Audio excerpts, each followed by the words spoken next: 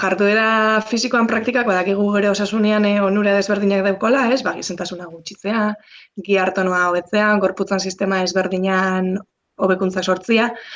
Eta bueno, nik uste garrantzitsua dela etxean pasau behar dugun egun honetan, jarduera fisikoa gure egunerokotasunean mantentzia, dituen onura hauengatik batez be, eta baitxa antsietatea eta estresa murrizten dituelako besteak beste, eta guk kirol zerbitzutik ariketa desberdinak proposatu nahi ditugu, ze badakigu etxean ezin dielain egunerokotasunean kiroldegian edo gimnasioetan egiten ditugun ariketak, orduan bestelako ariketa mota batzuk egin behar ditugunez etxean, lagundu nahi zaituztegu ariketa hauek burutzen eta batez be aholkatzen ze ariketa mota izen leikezen egokienak.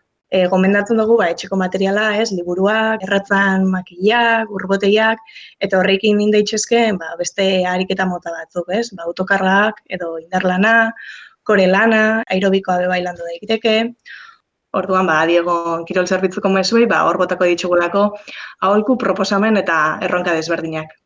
Okori du jaten proposatzea meditazioko saio honek egoera berezi honetan, joera daukagulako edo gorputzak erresa eskatzen dozkulako zaintza fisiko hori, baina zaintza mentalak funtsesko papel bat jokatuko dau guzti honetan, eta horretarako, nik erabiltzen duten tresna bat mindfulness eta meditazioa da, eta pixkat partekatze aldera, elkartzen gara egunero ordu batetan ordu laurdentxo bat, zertarako pixka bat gure burua trebatzeko, azkenean importantia izango da hemen eta orain egotia, hemen kokatzea eta gure pentsamenduen kontrola guk hartzea. Hau da, hasten baldin bagara pentsatzen hemendik 10, 20, 30 egunetara nola egongo garen, zer izango dan, horre generau aldozko angustia, ansidadia, eta pentsamendu horrek ez tozko ebape honik eitzen orduan saiatuko gara horrek uxatzen, Eta bizka bat helburu horrekin planteatu ditugu meditazio saiotxo horrek, guzti horren kontrola guk hartu eta txarrenari onena ataratzeko asmoakin.